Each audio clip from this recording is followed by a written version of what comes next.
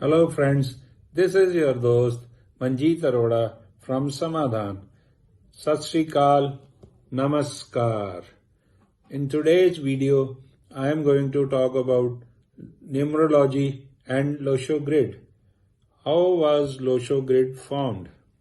एक बहुत पुरानी कहानी है, लगभग 4000 साल कहा जाता है, 4000 साल पहले की कहानी है। एक राजा हुआ करते थे चाइना में, किसी प्रोविंस में, यू के नाम से। वहां एक बार बहुत फ्लड आए, तो किसी आदमी को फ्लड्स के बाद नदी में बहता हुआ एक कछुआ का शेल मिला। कछुआ के ऊपर की जो खोल होती है उसको शेल कहते हैं। उसने वो शेल नदी से बाहर निकाला, बड़ा क्यूरियस हुआ क्योंकि उस शेल पे स्क्वायर्स बने हुए थे। स्क्वायर्स तो बने ही होते हैं, पर हर स्क्वायर में कुछ अलग अलग डॉट्स थे। किसी में 1 डॉट था, किसी में 5 डॉट थे, किसी में 9 डॉट्स थे। उसको बड़ा हैरानी हुई कि ये कैसे, पहली बार वो ऐसा देख रहा था। उसको लगा ये भगवान की कोई देन है, तो ये राजा को बताना चाहिए जाके। वो शेल राजा के पास ले गया। राजा शेल देखते ही समझ गया कि ये भगवान का, ऊपर वाले का, ये गुरु महाराज का कोई मैसेज है, ये डिवाइन कोई मैसेज है और इस पर अध्ययन करना चाहिए। राजा उस गहरी अध्ययन में लग गया और उसने जब अध्ययन किया तो उस शेल को स्क्वायर में पहले उसने थोड़ा सा सीधा करके उसने उसको स्क्वायर शेप में लिया।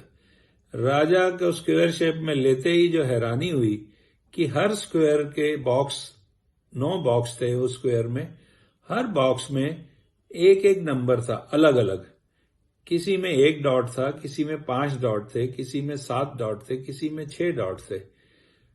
और मजे की बात देखिए, हैरानी की बात थी कि जब 3 लाइनें थी उस स्क्वायर में, तीनों लाइनों के नंबर किसी भी एंगल से, हॉरिजॉन्टल, वर्टिकल, पैरेलल, किसी भी एंगल से अगर उनको हम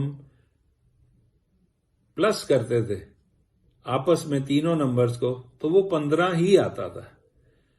अब 15 आना राजा के लिए एक और शुभ मैसेज था, क्योंकि 15 को चाइना में बहुत शुभ माना जाता है।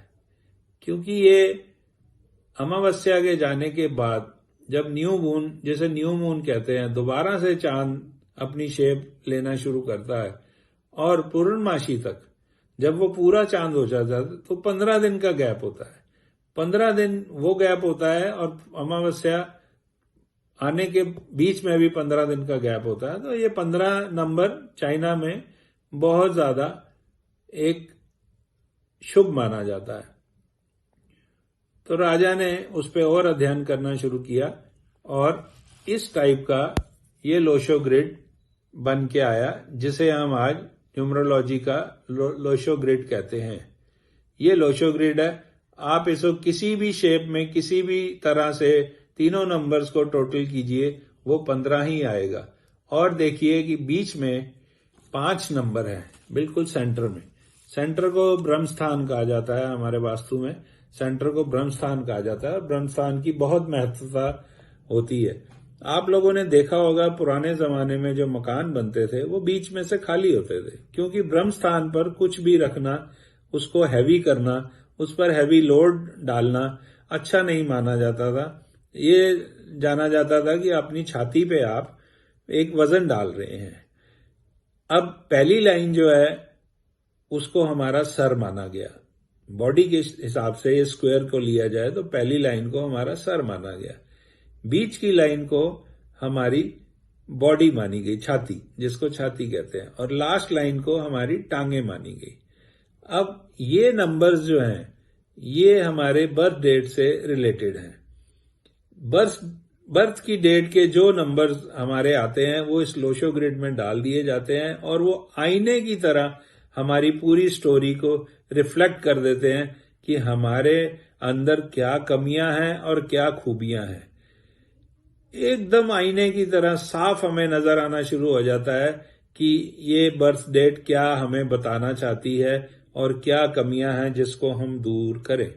तो इतनी महत्वता लोशो ग्रिड की है, इतना कमाल की चीज ये बन के आई है, ये डिवाइन से आई है। न्यूमरोलॉजी में इसका बहुत बड़ा महत्व है। इसको हम लक्ष्मी यंत्र भी कहते हैं। ये बहुत ही शुभ है।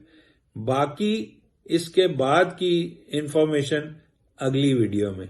नमस्कार, सत श्री अकाल, शब्बा खैर। फिर मिलेंगे अगली वीडियो में।